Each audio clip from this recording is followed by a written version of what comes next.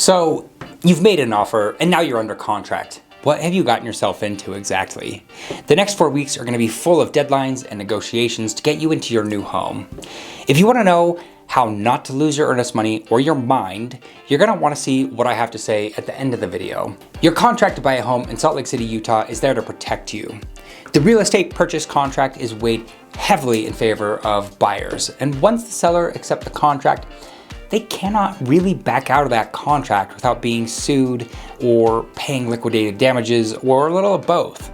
So let's talk about the pitfalls of the real estate purchase contract where you can lose, well, your hard-earned earnest money, but also your mind. The first thing I should say is that while we're going to talk about a standard purchase contract, there really is no such thing. Every contract is a little bit different, and you're going to use deadlines that work for you and for the seller you're working with, but I'm going to talk about the best way to think of this as a standard contract, which is 30 days long, and I'll plug the dates in that way. From there, you can talk with your real estate advisor to figure out exactly what the dates are going to be for you. But you can use the deadlines that I'm going to talk about as part of the contract to make your offer stronger, or you can use these deadlines as leverage when you're in more of a buyer's market. What is a buyer's market, pray tell? A buyer's market means that sellers are desperate to sell their homes because there are lots of sellers. There are more sellers than there are buyers, so they're really trying to get buyers. On the other hand, a seller's market is when buyers are so desperate to get into a home because there are lots and lots and lots of buyers and very few sellers. And in Salt Lake City, over the past few years, you absolutely have experienced this. You know what I'm talking about. Even if you weren't buying a home, you heard about it through the pandemic. Since interest rates jumped up after the pandemic, there are local areas where it is a little bit more of a buyer's market, but really just barely. You could even say that it's something of a balanced market where there isn't really a seller or a buyer advantage.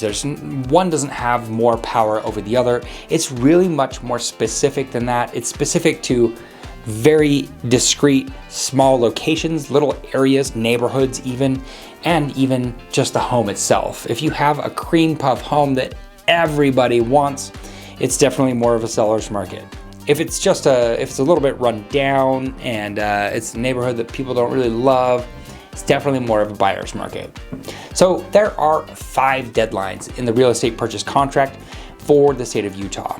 And once your offer has been accepted, the first deadline is going to creep up on you really fast. It does for most people, and that's because it is the earnest money deadline. You have 4 calendar days once your home has gone under contract to get that money to the real estate agent or the title company. So you have 4 days once your offer has been accepted to get your earnest money to whoever it is you're working with that's going to hold your earnest money for the transaction. So it's important to have earnest money accessible. If it's not accessible, it might not get to your person in 4 days, and that would put you in breach of contract. And if the seller wants an out, that's their out. The next 4 deadlines are the place where you can make a much stronger offer. And people tweak their deadlines all the time to make their offer a little bit stronger, but I'm gonna run through what the deadlines are so that it makes sense as to how you would tweak the deadlines and what that even means. If you're gonna make your deadlines shorter, you really should know what you're doing. A seller likes shorter deadlines because it shows that you're very serious about buying the home and you're not going to use long deadlines to potentially get out of the contract. And that happens sometimes where people want to keep pushing the deadline back and back and back so that they can not lose their earnest money. And you got to keep in mind that the seller has very limited options to cancel a real estate purchase contract. So they want to know that you are going to perform and that you're going to follow through with the thing that you say you're going to do. And if that deadline is short, that's much more likely. So the first deadline is the seller disclosure deadline. Seller disclosures outline everything the seller knows to be wrong with the home, and it's also going to tell you everything that they know that went wrong with the home but has been repaired. The seller disclosures also inform the buyer of anything they should keep keep in mind that they probably wouldn't have thought about otherwise. To say it another way, the seller disclosures are 12 pages long, so it really addresses all sorts of things that you just probably aren't thinking about when you're buying a home. Where does the water come from? Where does the sewage go? Has there been any flooding in the area? Things that you're not really thinking about off the top of your head. So it helps jog your memory as the things to pay attention to, but it also helps jog the memory of the seller so that they can tell you what has happened with the home. A fairly short seller disclosure deadline ensures that the seller is going to get that information to you quickly. And that means 2 or 3 days, generally speaking. And the reason deadline is short is that it provides a significant amount of information that you need as a buyer to do your due diligence. And what is due diligence? Due diligence is the homework that you do to make sure that you know what's wrong with the home and that those problems are acceptable to you. Some examples of due diligence might be to look at the sex offender registry, or to find out if the area has flooding, or making sure that the home isn't filled up with radon gas. The due diligence period is your second deadline. In a standard contract, due diligence period is going to be about 14 days. But if you're a seller, that is a long time to find out if the buyer is going to move forward with the purchase of their home. So often, a good real estate advisor is going to make your due diligence 7 to 10 days long. 7 to 10 days is plenty of time to have an inspection done and to look into any other problems that might arise. If you have a 7-day due diligence, a seller is going to be much happier to accept your offer over someone who has a 14-day due diligence period. There are some reasons for that, and we'll get to them, but a good real estate advisor is going to be able to connect you with a highly respected inspection company so that you can get your due diligence done in those 7 to 10 days. The inspection report is generally going to be about 40 to 120 pages long, really depending on the home, and the inspector is going to look at the very smallest, teeny tiny little things like cracks in the sidewalk and burned out light bulbs, all the way up to a roof that needs to be replaced, or a foundation that desperately needs to be repaired, that kind of thing. So saving $100 on an inspector because you found one cheaper is probably not the best idea. The inspection is going to be the bulk of your due diligence. You are hiring a professional who does this as their living to know what's wrong with the home. And they are a bit of a generalist. So what they're doing is they're going through the home to find anything that sticks out to them as inadequate or needing of repair. Once you've looked through the inspection report and separated out the big problems from the small cosmetic problems that any home is going to have, it's time to do some negotiating. You want to negotiate whether you're going to have repairs done, or concessions, or a combination of the two things. So your real estate advisor is going to hammer out the negotiations with the seller before the end of the deadline of the due diligence by 5 p.m. that day. So if your due diligence deadline is June 10th, that means at 5 p.m. on June 10th, you will have for sure hammered out all of the concessions or repairs that you want from the seller, because at 5 p.m. you have waived your due diligence period, which means that you're saying, it's not important to me, I'm not going to use that protection to my advantage. So every situation is a little bit different, but often concessions are the easiest way for both the buyers and the sellers when you're negotiating repairs. What I mean by that is that if you're negotiating repairs, those repairs have to be done by the time the transaction is complete. So that means that in 2 weeks, everything that you want to be done has to be done, and it has to be done to a specification that the buyer approves of. So that can add a lot of stress and strain to an already stressed out seller. Besides that, many buyers prefer to know who did the work and what kind of repairs were done, and that they trust this person. It's kind of a psychological thing, because having said that, if you let the seller do the repairs, those repairs are guaranteed in the contract to be of satisfactory quality. Otherwise, they are opening themselves up to some liability there. Sometimes the seller is going to want to do some of the smaller repairs and give you a little bit of money or concession for the rest. And whatever makes you feel the best about moving into the home is what you should pursue with your real estate advisor.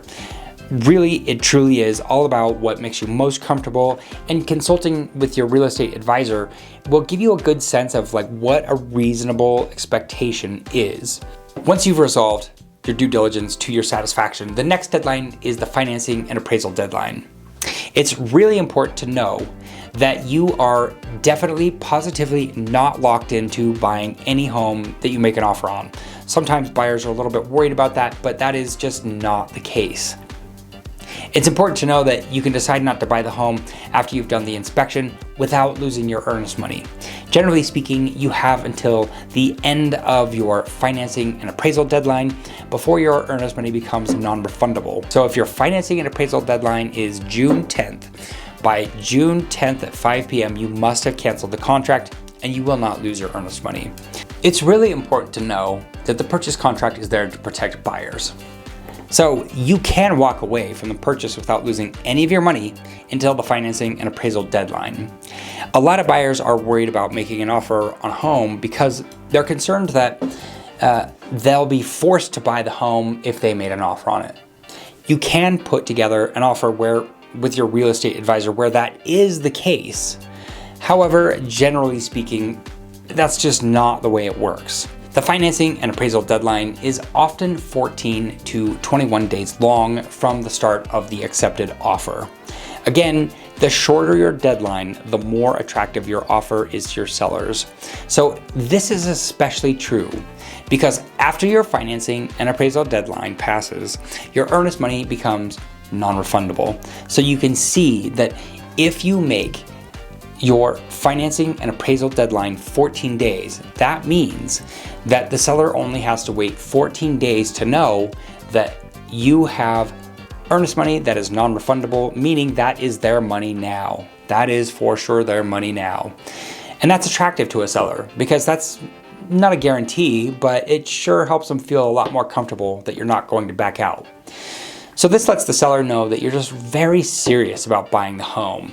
You could make an offer where some or all of your earnest money becomes non-refundable at the due diligence deadline, which is the second deadline instead of the third deadline. And that's a situation that you might find yourself in a really, really hot seller's market. Luckily, we're not there right now in 2023, June of 2023, so you probably won't have to be making any earnest money hard at due diligence. Having some or all of your earnest money non-refundable at the second deadline of the contract or the due diligence deadline is very appealing to a seller. That also means that you need to know that the numbers are going to work between you and your lender and that your due diligence will be taken care of within that time. That means that your lender and your real estate advisor and you need to be very on the ball. This is, like I said, going to be for a strong seller's market. There are lots of ways to make your offer stronger, but generally speaking, your earnest money becomes non-refundable at the financing and appraisal deadline.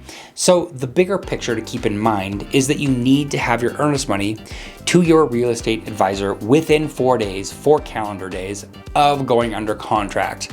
Your due diligence deadline is important to have your due diligence taken care of with an inspection, and your financing and appraisal deadline is when your earnest money becomes non-refundable. Those dates tend to be 4 days, 10 days, and 14 to 20 days. The final deadline is settlement. Settlement means that you are signing all of the documents that transfer ownership from one owner to the next owner. Often, settlement deadline is 25 to 30 days from the start of the contract. After you've signed the documents to transfer ownership, the money needs to change hands and the escrow officer records the new owner with the county. Once that happens, the purchase of your new home is closed and you can get the keys as soon as possible. Settlement is the most exciting deadline of the entire contract. It means that you get to move in and finally buy a new car and furniture because you couldn't before you got into the home because it would ruin your chances of getting into the home. And now is the time to celebrate and be excited with your family and all of your friends about your new home. I'm Ryan Shupit with Active Utah Homes at Realty One Group Signature. On this channel, I teach you everything you need to know about buying and selling your first home.